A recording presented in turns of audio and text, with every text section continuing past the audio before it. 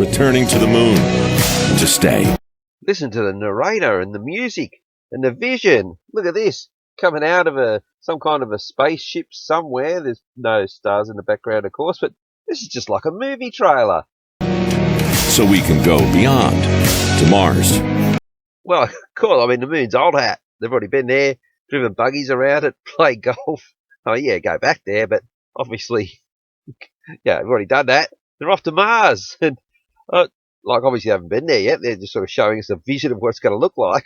I'm not sure what that building is. It looks more like just a single door up on sort of wheels. Looks like some kind of portable amenities unit.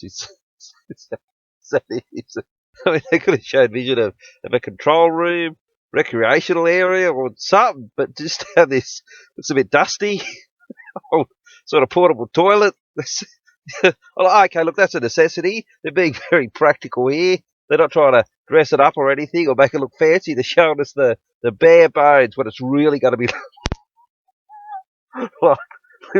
Living on Mars, that's where you've got to go to the toilet.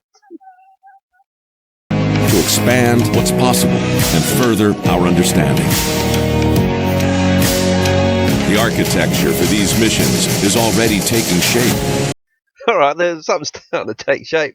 They had a lot of people going from shot to shot, looking really busy, looking really technical, had all this equipment in front of them. They've actually seen them do anything. Is there any chance they might just throw some statistics at us, how long it takes to get there, oxygen supplies, how they're where they're going to get that from? Just sort of, like I said, it's like a movie trailer. We will go with new systems. Well, it has to be all new technology because, so inexplicable reason, they lost all of the technology that got them there in the first place. So it's all new. So what have they got? And here's a news story that was accompanying this video on 9 News, and they got a Megarocket, just a rocket, a Megarocket. Crews are working around the clock at a NASA rocket factory. Why have they got a rocket factory? I thought SpaceX was their future for launching satellites and got their space program. Why have they got a whole new rocket factory? Anyway, intent on meeting a new autumn deadline to test the Megarocket, designed to propel astronauts to the moon and beyond. A space agency official who remains anonymous. Bold designs and a sustainable mission. You can hear it, taste it, touch it. Oh, this narrator's fantastic. He's just getting me hooked. Got vision of a girl in front of a hydroponics. All he's got to work with is a girl in front of a hydroponics. This idiot sitting here somewhere. I don't know what he's holding there. Looks a bit futuristic.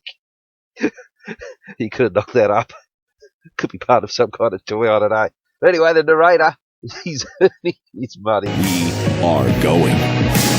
We are training. Look, every movie trailer needs like a signature shot of a scene. That's the hook. That's the grab to get people to go along to the cinema. So look, I'm going to help them out here. I think it's a toss-up between this scene, which they went too quickly, I think. We'll show it in slow motion. So I think it's a toss-up between this scene and the toilet. Because, this has its merits. I thought they could have had these guys walking around, maybe, coming out. Look, don't be silly. Don't have a shot of him inside, doing a dub or anything. Look, see, he's saying, I'm finished. Then he's coming in. Yep, no worries, it's my turn. Just something like that. But I don't know. The other scene's good as well. Have a quick look at that one. Now, I've got to put my hand up here and say, I don't know what this test is about. He's sort of obviously laying on his back and on some kind of treadmill on a wall. Can't be simulating, zero gravity conditions. Because where would you be running in zero gravity? Because, as soon as you're pushed off, you just float somewhere. It's not like they've got really steep hills on Mars. You can run up like that. No, but if they've still got gravity, you'd still be like leaning forward. Look, this test has got me bamboozled, but look, it looks good. You got a woman in the background. This is... Oh, look, actually, for the signature shot, let's go back to the toilet. Testing. Pressing our pioneering spirit into every component. Oh, look, talk of pioneering spirit's great. It's stirring, stirs the emotions. really gets you in. But rather than talking about the pioneering, you know, spirit about these components, can you just tell us what one of these components is? Oh yeah, this is being built, paid for by the taxpayer, and here's what it's going to be used for. Defining our resolve with every line of code. Well, they've got this onto stating the obvious now because, every line of code in a dishwasher you have to resolve to get that right, or the dishwasher doesn't work. So, everyone sort of knows that's what you're going to have to do if you're going to go all the way to Mars. And securing our success with every welcomed partnership. They said they've got a rocket factory. They don't need SpaceX. They've got all these people running around. It's a lot of people they show doing stuff. I don't know why they need to partner with everyone. I thought they could just do it all in-house. But actually, look, for those mundane things like $100 screws, you've got to outsource that. You don't want to make your own screws. But look, at least the toilet's in-house. It's got a big NASA symbol on the outside. It hasn't got Royal Dalton or anything like that. So they're making that in-house. Just going to partner with, companies so that, I don't know, some of the directors might make a bit of cash on the side from, the US taxpayer. But look, that's all right. That's all right. Look, we're going to Mars, for God's sake. It's all worth it. This is not hypothetical. This is just in case any of you people thought this was absolute bullshit. And he's letting you know it's not hypothetical. All right. Right at the same time as they switch to, I think is this a shot from the first moon landing? Look, it could be a shot from anything. It's a movie trailer, for God's sake. It's not about flags and footprints. This is about sustainable science and feeding forward the advance of the human spirit. See, it is a movie trailer. Got people sitting in the cinema watching it. They said it's not about footprints and flags, which is all you got for the billions. You got no technology out of it because they lost it. It's about sustainable science, but how do we know they're not going to lose this technology? What safeguards have you got in force this time? Do not lose the fucking technology. Please, can I see that action plan for that? Because we are the pioneers, the Star Sailors. Yeah, they're right. Star Sailors, that's a new one. Gee, the scriptwriters have really come out with some gold material, haven't they? And with this music, the composer's done a great job too. Star Sailors, dramatic music. Come on, dig deep, America. And look at these brainiacs, hard at work. I can't decipher what's going on that whiteboard. Oh, it looks impressive though. I will point out that there's not one ugly brainiac in all of NASA. I mean, if you sort of had a casting session. No, it's not hypothetical, all right? These are not actors. These are actual NASA brainiacs. The thinkers, the visionaries, the doers. And because we stand on the shoulders of giants. Well, he can't mean standing on the giants of past moon missions because all that technology's gone. I mean, if you were to stand on their work, you would sort of take their work and move forward with it, but there's nothing there. You had to start from scratch. But I think, talking about the spirit, the human emotion, all this sort of stuff that's, not really quantifiable, something you might use in a sales brochure or, say, movie trailer. You want people to spend their money. To go farther than humanity has ever been. We will add our names to the rolls of the greatest adventurers in history. Every day, every mission, we advance this calling. All right, look, there's two new candidates for the signature shot. I really like this one. This looks like, is that the scale? It's like the size of the Earth and 238,000 miles. But look, it sort of, really puts into your head what you're getting for your cash. So this one's good. And I also like this one. It's got some technical detail there, lunar gravity assist, flight time, etc., etc. It really makes it look authentic. And, this is what's going to happen. This sorts of probes are going to be going around the moon.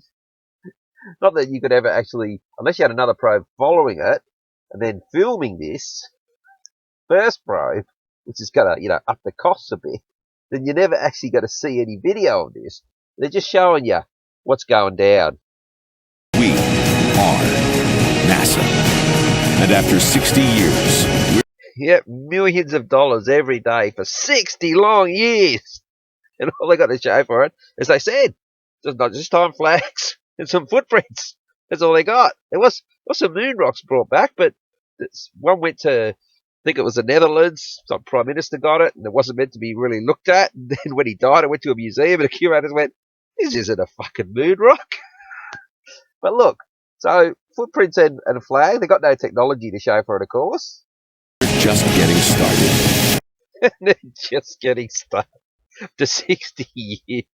Oh, look, America. And the rest of the world, a lot of nations have got into partnership with NASA. It's not just the American taxpayers getting stuck. It's all over the world. Just getting stuck. So like 10% of the time, it's just another 600 years. Oh, look, it does stir the emotions, though. The billions and trillions of dollars by that time. Oh, that was very Marvel Comics like. Vinny said, "Do do do do do." I like this last paragraph here. Asked whether 20 to 30 billion dollars was an accurate figure for cost overruns, or is that including cost overruns? Anyway, that's a very vague figure. 20 to 30. Could get more, closer estimate. It must be overruns. So that's not the cost of it. That's just the overruns. The deputy administrator said, "I'm not going to stand here and give an exact budget." I bet he's not. Okay, so let's just be hypothetical for a second. Not that I'm saying this is hypothetical, because he said it wasn't. Okay, they're going to go. But let's just say that they can somehow actually get there. Spending billions on technology that may be lost, because it has been lost before. Could be lost again, but let's assume that they're not going to lose it this time. And they can, put a toilet on Mars. Now, why? What? They want you to pay for it, right? This is coming from the world's taxpayers. They want the people of the world to pay for this. And what's the purpose of it? What, are we all going to be living on Mars? Are we all going to be using this toilet? Isn't it much easier just to manage things here? A lot more comfortable. When I was in a suit, is that got like an airlock and you got to get out of your suit? It's not just pulling your pants down. You've got to get out of the whole fucking suit. Unless there's some kind of, I don't know, ejection thing that's built into the suit when you go to the toilet. Well, they've already been to the moon. I can't believe this hasn't been discussed already. You wipe your asses hard enough sometimes if you're a bit airy down there. What about you got a whole suit? You've got to wipe the whole suit. So, and you got to build an airlock into this thing. I mean, you couldn't have, pressurized suit doing a shit in it. Could go anywhere. So we assume that this toilet's pressurized. Get out of your suit. God, you'd have to sort of plan it because it'd take quite a while. You couldn't be, get too close. As soon as you felt an inkling, you'd have to start sprinting for the next porta potty. So you wouldn't want to get caught short, be a bit messy. And also, they got to recycle it. It's got to dump it on Mars. What's going on up there? Okay, so let's just assume, right, that obviously not everyone could go. Very few people, if they could go. Okay, so you got 7 billion people. You're not going to send 7 billion people up there. It's going to be a very select few. So to those 7 billion, do they want to work and toil and give up tax dollars to this crap instead of, say, paying for, I don't know, some hospitals, schools, services, infrastructure that might make their lives here on? Look, Earth is not the future. This is the future. And I know it's a big vision, a big plan. But is everyone going to vote on this? Do I want to send someone I don't know to a place I'm never going to go to? Really?